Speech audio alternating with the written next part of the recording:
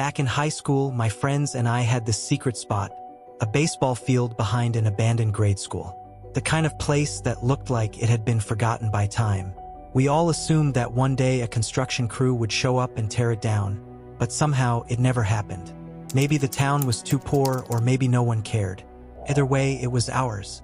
The field was out of the way, bordering thick woods, far from the rest of town. It was perfect. No one went there, which was exactly why we loved it. Sure, kids would occasionally break into the school and leave a little graffiti behind. Sometimes the cops would show up, but the field, that was sacred, a safe haven. And for some of us, that meant everything, especially for Tim. His mom had a talent for calling the cops on him over the most ridiculous things. But when we were at the field, no one could touch us. We'd sit on the rusted bleachers, chain smoking, passing time with stories, jokes, and dreams. I loved that place, even though there was this one lamp, an old orange-tinted light, that always made me uneasy. At night, it cast a glow just bright enough to see each other but left the woods in shadow. Whenever I got high, I'd look into that darkness and imagine someone watching us, just beyond our vision. It gave me chills. One summer night, Johnny and I planned to meet at the field. I got there first, as usual, and waited. Minutes ticked by, then half an hour. No Johnny. I sent a few texts. No response.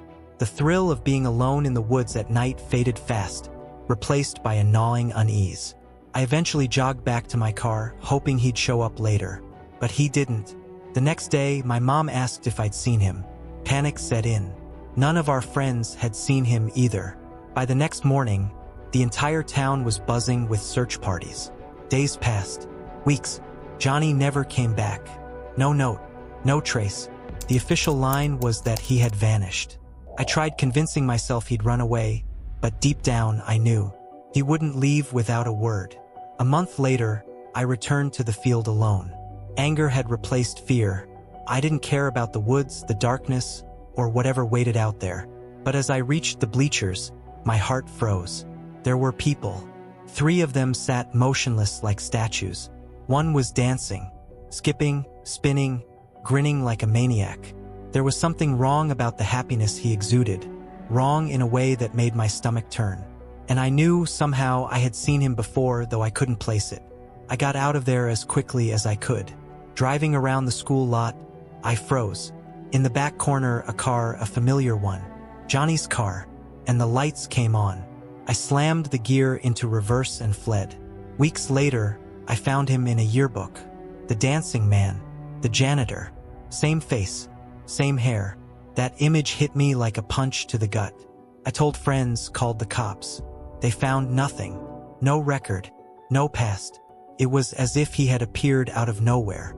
And when I saw him months later at a Dunkin' Donuts, smiling at me from the street, driving Johnny's car, new paint job, same license plate, I realized it wasn't just a memory. Johnny, or whatever had taken him, was still out there. That field was no longer ours. That summer, our sanctuary had turned into something unexplainable, something dark. And to this day, whenever I think of it, my chest tightens with a memory I can't fully shake. It was the summer of 2024, and after weeks of being buried in rocket data at the Kennedy Space Center, my 3 friends, Jake, Sam, Marcus, and I needed a break. As star geeks, we craved the kind of darkness you just don't get near cities. So we targeted a remote clearing deep in Tate's Hell State Forest in Florida, a swampy, isolated stretch with a reputation. Legend had it a settler named Tate vanished there in the 1800s, supposedly cursed. Ghost stories aside, we wanted stars. Our safe haven was an Airbnb cabin near Apalachicola. By the time we dropped our bags, grabbed snacks, and hit the trails, it was past midnight. The drive into the forest was brutal, narrow dirt paths weaving through dense pine, wetlands on either side. Cell service was gone, so walkie-talkies became our lifeline, crackling intermittently in the thick night. Around 2 a.m., we reached the clearing. The sky above was surreal, millions of stars blazing as if within reach. We spread blankets, set up the telescope, and let the night take us. 15 minutes later, Sam's voice hissed over the radio, "Yo, headlights!" My stomach dropped. Who drove here at this hour? In the middle of a forest? Jake flicked the Tesla's headlights in 3 sharp bursts, a signal. The reply was a rusted pickup truck, stopped 100 yards away. No wave, no horn, just shadows stepping out into the faint glow. 2 or 3 figures, hard to tell. And then came the voices, low, garbled, whispering through the swamp. Marcus' voice crackled. Tense. This is messed up. Sam added, those whispers. Nobody's out here at 2 a.m. for anything good. The shadows didn't move toward us, didn't run. They just watched. Our skin crawled. Jake suggested moving to another clearing, but we made a rule. If the headlights returned, we were racing back to safety. Seconds later, the truck's engine roared like a warning. We scrambled into our cars, Tesla and Mustang, and floored it over roots and mud. The high beams in my rearview mirror were relentless, close enough to blind us. Every turn, every fork in the trail, we prayed they weren't following, but they always reappeared, like predators toying with their prey. Finally, after what felt like an eternity, the dirt turned to pavement. The headlights were gone. We pulled over, hearts pounding, silent except for heavy breathing and the crackle of the walkie-talkies. We never returned to Tate's hell. We never talked about it again. Months later, I found myself in Japan, in December 2023, alone at my family's hotel near Kaga Onsen. The Ryoan Inn was perched on a snowy hillside next to the Deishoi River, built centuries ago on sacred ground. The hotel was nearly empty, winter in a remote town.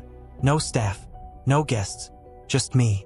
I wanted to explore the forest below, hoping to find remnants of a 9th century shrine my father had told me about. The snow was thick, the hike grueling. After about an hour, I realized I had lost any sense of direction. No signal, only trees and silence. Climbing a steep hill, I spotted a faint, overgrown path that led to a cave entrance hidden in vegetation. Inside, the air smelled foul, like a zoo animal's cage. A rectangular stone block stood in the center. Deeper in, another block, hollow this time, held human bones surrounded by corroded bronze coins with square holes. My heart pounded. I instinctively picked up one coin. Then came a loud crash from a side tunnel, accompanied by a rhythmic thumping, like a drum. Instinct overtook reason. I grabbed a long steel blade resting on the bones and backed toward the entrance. The cave seemed to vibrate under my feet. The smell, smoke mingled with decay, made me gag. I bolted into the snow, tumbling down the slope, branches slapping my face. Eventually, I flagged a passing car and made it back to the hotel. Weeks later, my father texted. Someone had broken in. Nothing stolen, except my room's front door smashed with a blunt object. I didn't stay to investigate. That cave, those bones, and the strange vibrations, they were enough. Some places I realized aren't meant to be explored. Those summers, those nights, Tate's hell, the abandoned baseball field, the cave in Japan, they left something in me I can't shake. A memory, a tension, a warning. Some shadows are meant to be left alone.